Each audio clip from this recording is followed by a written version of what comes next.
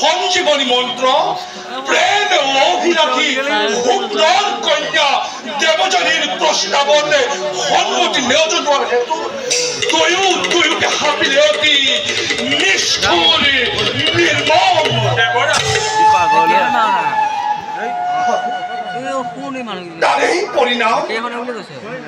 তাৰেই পৰিণাম অভিশপ্ত কচৰে সঞ্জীবনী মন্ত্ৰই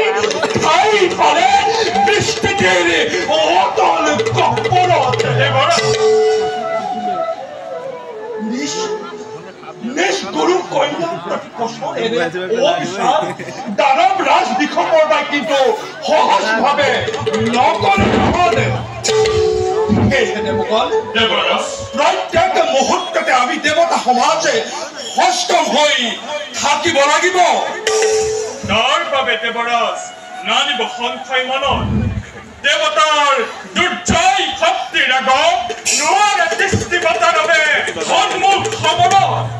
তাৰ উপৰি দেৱৰাজ বিশ্বকৰ্মাৰ দ্বাৰা নিৰ্মিত দুৰ্জয়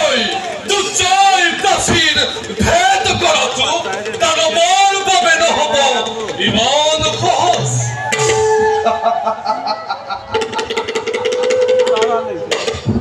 বিশ্বাস কৰো মই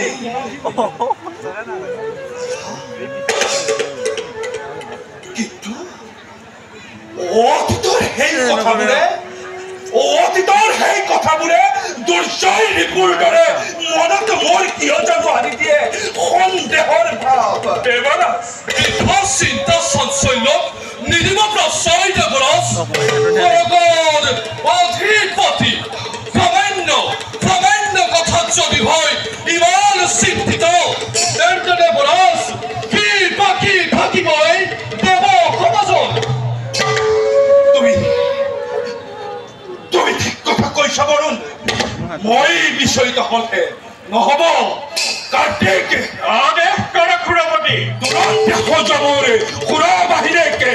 অস্তে হস্তে ৰথে গজে সুসজ্জিত হৈ দানৱৰে দুৰ্জয় শক্তিকে বান্ধিবৰ হেতু থাকা যেন সকলোতে সৰ্বক্ষণে নিৰ্ভীকে চিত্তেৰে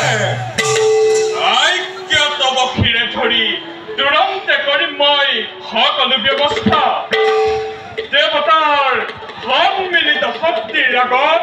দেশ সেৱা কৰাটো দানৱৰ বাবে নহয় সহজ। যাওক দেৱৰাজ, বৈজন্তত আনন্দেৰে কৰক বিশ্ৰাম। সন্তোষ লভিলো মই বাক্যত তোমাৰ।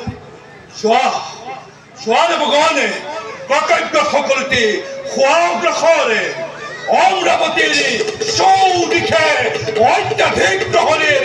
কৰিবা ব্যৱস্থা। সংগ হল সবাই মানতে